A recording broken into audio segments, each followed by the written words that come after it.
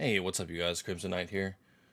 So today we're going to be making this video about GrayZone Warfare, and I just wanted to give my thoughts on the game after getting my hands on early access for around 60 hours throughout the entire week that the test was going on. This was more of a creator showcase, so by no means is this final product. I just want people to know that. So the game could be very different when it fully comes out. So just putting that out there. So let's just start off with the gameplay and the initial idea of it.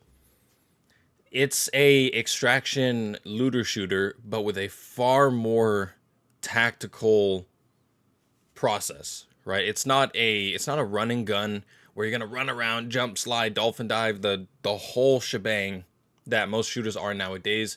No, this is very you have to put a lot of thought in where you go. Every move matters. Your ammunition matters. Take cover. People are they're a lot more run and gun, so they don't think, oh, I need to really take cover. No, this is important. The AI will absolutely shred you. So the game is extremely fun. There's a lot of replayability. The system of trying to get better loot, doing tasks, leveling up your vendors is really good. So like I said, I played around 60 hours, and I got most of my vendors to level 2 kind of around the end. This was more of I was moving around, I was exploring, I wasn't focusing them too much, but I still got a ton of good loot, including from other players, which was super, super nice. So it's a in this there's a really big part of making the right move, going around, completing stuff, and the map is extremely big for that. I think it was around 47 kilometers, I think it was, which is big. I think I traveled from one side of the map to the other over the course of an hour to sneak into the other team's base, which was pretty fun. It took a while, but it was absolutely worth it. It was really nice. Um, So good on the devs there. I really appreciate that. They put a lot of time into the map. It never feels dead. It's very nice. The ambience is pretty realistic. One of the more realistic parts of this game is you really feel like you're in the jungle. It's kind of nice. So it's never really empty. It's never really dead, which is a problem a lot of games have when it comes to a really large map like this. So glad to see it. The Let's go over the PvE aspect before we get into the PvP. My thoughts on the PvE is it's good. This is really early, so obviously they had a couple coding issues with the AI, but this is some of the best AI I've ever seen in video games, like period. They were smart. They would flank you. They'd hit you from different angles. They did suppressing fire. There was a point where some of them were a little too accurate for their own good. I know it was a bug where you might take a shot on one, he'll turn around and instantly kill you, which did kind of suck because that gets into another part where armor is kind of useless a little bit. I've had some very rare instances where it actually saves me, or I get hit more on the leg or the shoulders than I do the chest, which is a little rare. That's more rare. The armor could use a little bit of a tweak. It's a little it's on and off. I maybe lived about 20% of the time, maybe if I was really getting shot. But most of the time it was on me. That was my fault. The AI were a little tanky. I know they talked about this from information I've gathered. The AI, their vital spots were a lot smaller than they should be, like kind of microscopic. So you might unload 2 or 3 mags into someone and they don't die, which was kind of funny. It was kind of funny for most of the time. Me and my buddies would joke around that they were Terminators. We're like, dude, it's like a T-800, and they're walking around tanking bullet after bullet. All 4 of us unloading our magazines, and he's still not dying. It was kind of funny, but it was obviously it's gonna get fixed. I can't blame him for that. And then the PvP. So the PvP aspect is very different. It's very close to Escape from Tarkov due to the reason of obviously it's more realistic. If you get hit, you could die pretty quick. It's more like one good headshot, you're out. a good heart shot. Lungs might not kill you. It's very on and off, which I can appreciate that. You don't just want to run around run and gun. Most of the time people play corners, they play smart, they're hiding in bushes. There's an unbelievable amount of foliage, which is good and bad in some spots. A major problem, which this is not on the devs, this is just other people. LZ camping was one of the biggest parts of it, sadly. It was very prominent just about everywhere. It happened with our side of the base. It happened on the other teams. You might be going to like a town for higher end loot, and as soon as you land and get off the chopper, you're immediately killed because someone was waiting there or they have an angle. I've had multiple people, and one specifically who I'm not going to name was sitting there for hours just camping people, and I was watching it. It was kind of sad to see. So I don't want that to ruin the game. I'm sure the devs can do something about it. I'm absolutely sure they could find a way to fix it. So I'm not too worried. This was just an early test. So we'll definitely see about that. I'm hopeful. And let's jump to the guns. Okay.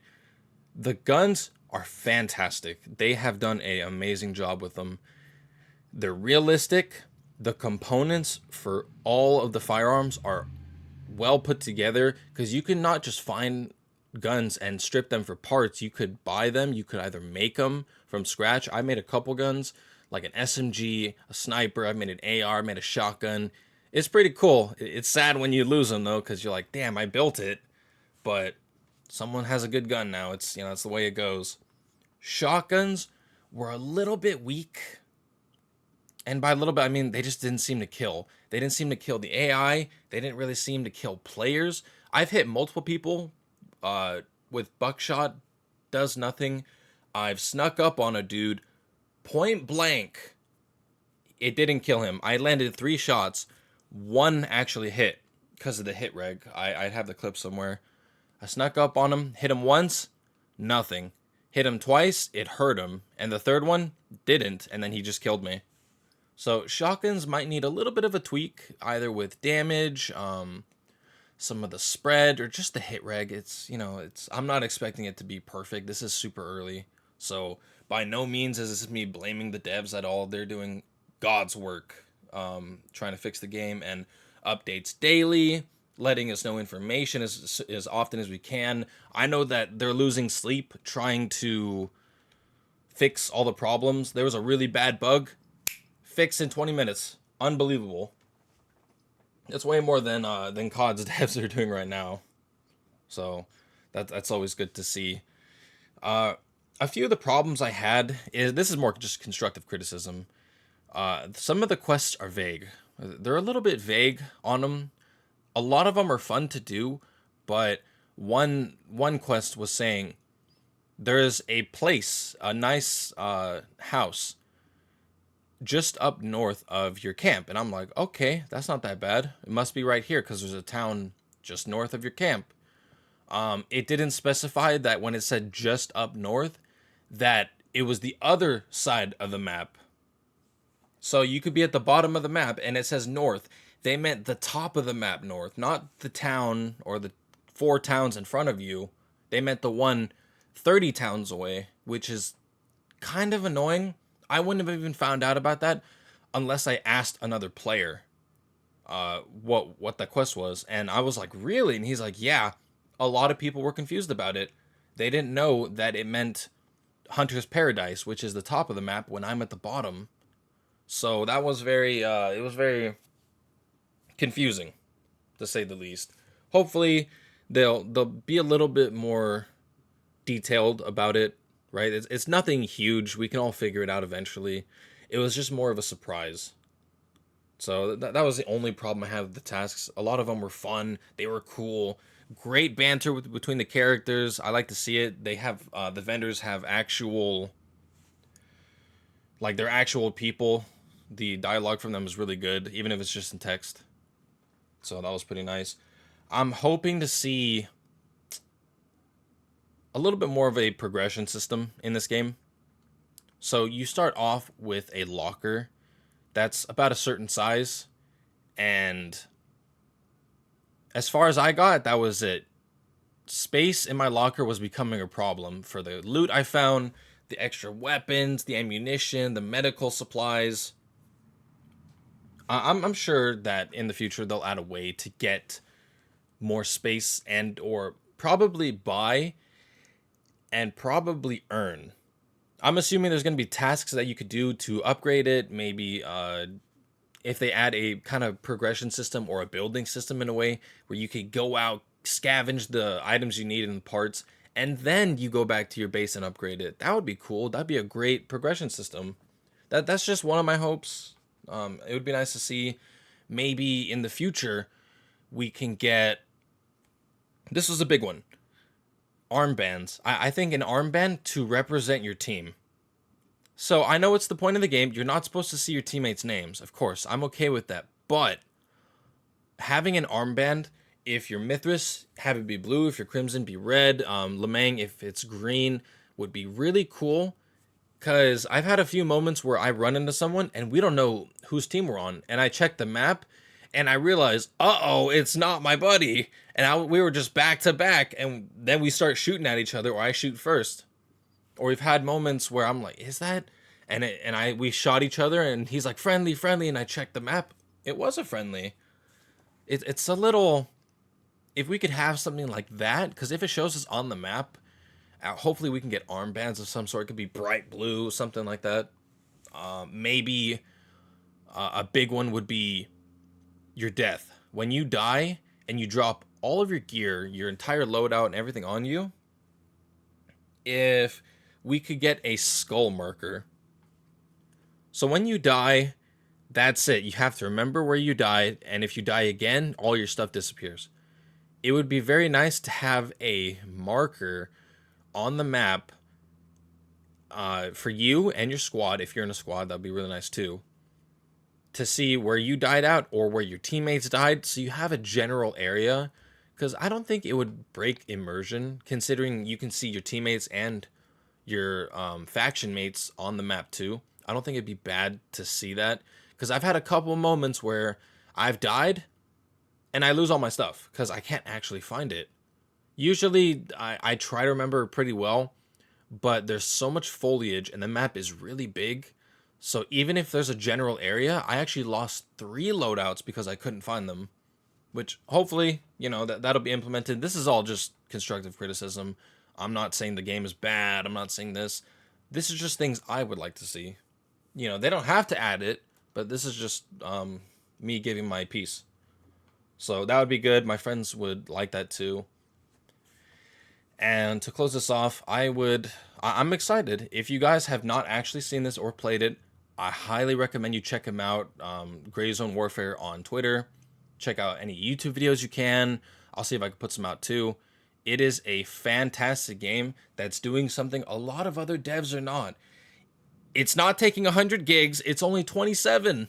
That's insane. It's already saving so much space for me and other people. I know they have plans to obviously improve the game, build on the game, add more stuff. I wouldn't be against multiple editions of the game. If I could, I would buy the most expensive one, because these devs could use all the support they can get, because they absolutely deserve it. It is so well done for a game.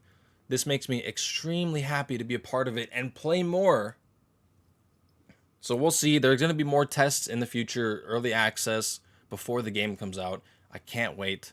Once again, let me end this by saying thank you, Zyber. Thank you, Simmons, aka Sesame Doom. I really appreciate the keys, you guys. It was an absolute blast to play with you all. Seriously, thank you for letting me in on this. It was so fun. And then to the devs, Merrick, Rick, you guys are doing literally God's work, and the entirety of the dev team. Multiple problems popping up. You guys fixed them very quick. Not only did you tell us the problems, you fixed them while telling us. I know you guys gave up sleep, and I cannot appreciate that any more than words can convey. A lot of other dev teams and AAA companies failed to do the very minuscule thing of just informing us, letting us know. No one wants to be kept in the dark. So I could really appreciate that. You guys absolutely get a round of applause. Thank you so much. I cannot wait to see where this game goes. until next time, I'll catch you all later. Have a good one. Be sure to check them out. GrayZone Warfare on Twitter. Have a good rest of your day.